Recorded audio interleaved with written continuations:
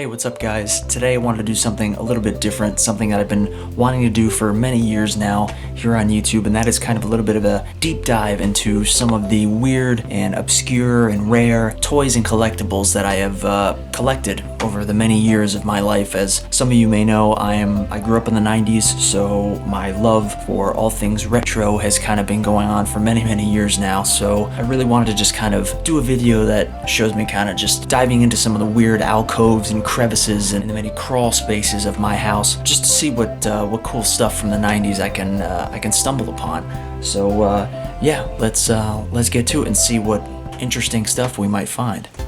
I have this Lost World Jurassic Park storybook that is, as you can see, is barely hanging on by a thread. It has been through the ringer, but apparently I got it at the Smithsonian museum shop at some point for $9.95 US dollars. Let's see if I can figure out what year this is from. I don't remember exactly what year the movie came out, but this is from 1997.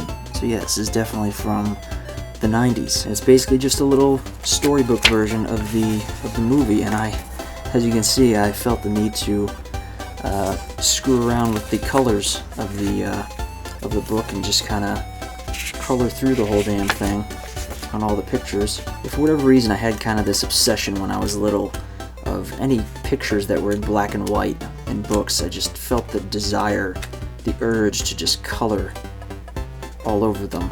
I don't really know why, including, yeah, I was a weird child. Now this is definitely, indeed, a memory. Nano Puppy. I can't entirely remember what these things were actually called. These things were so friggin' popular, and this is from 1997 as well. This is from the same year as that Lost World book. But yeah, I remember these little bastards. I used to love these things so much. I never once carried them around as an actual keychain. I always just kind of kept them on the night table next to my bed, where I would usually wake up and find myself in tears when the little bastards ended up either ditching me and running away or just dying in the middle of the night because they didn't get their 4 o'clock a.m. feeding. You dreaded having them at the same time as much as you loved them, because you always kind of knew in the back of your mind that they were going to end up dead no matter what. You just wake up and they'd be carrying that little sack on a stick with a tear in their eye, and then you'd cry for about 3 hours, and then you'd have to press the little thing on the back and you'd get a new puppy. And we've also got this an Oscar Mayer weenie whistle. I don't know how many people actually remember these things. I think this Oscar Mayer weenie truck actually still shows up at like ShopRites and stuff like that, and people can just go gawk at it for a little while. I'm pretty positive this thing actually does not work anymore. Yeah, it doesn't work anymore. I probably shouldn't be putting my mouth on it, but I guess I'll risk disease for nostalgia's sake. And we got some kind of weird Pokemon card that's in there.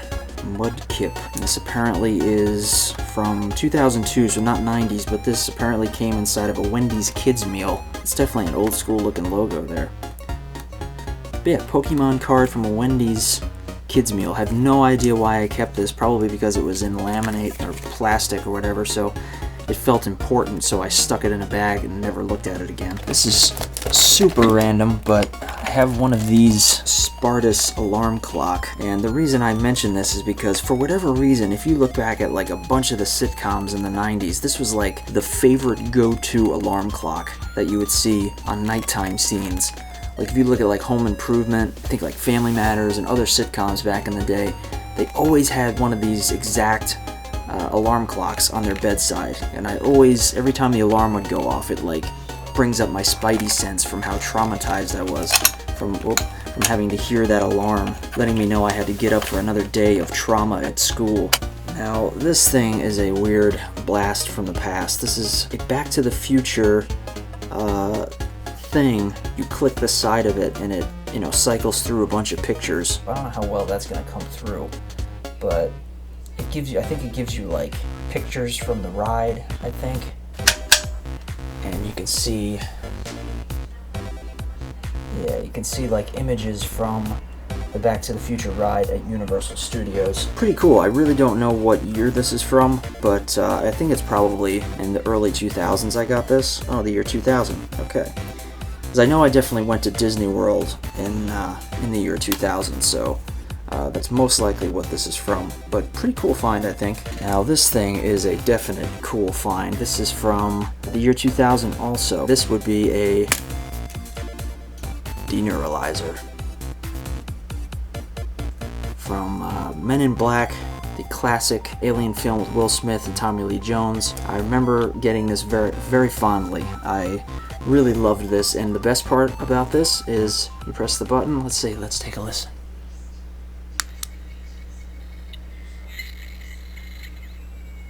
That's right, it actually still works. I have no idea how. I honestly don't know, but somehow, some way,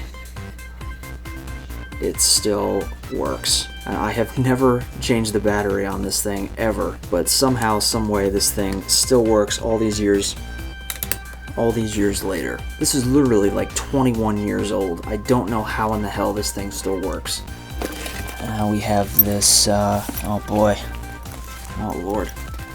This brings back memories. This is a fanny pack, which brings back some nostalgia in and of itself, but it is a fanny pack for the Big Bad Wolf roller coaster, which I think was a ride at, I think Busch Gardens? Either Busch Gardens or King's Dominion. I think Busch Gardens.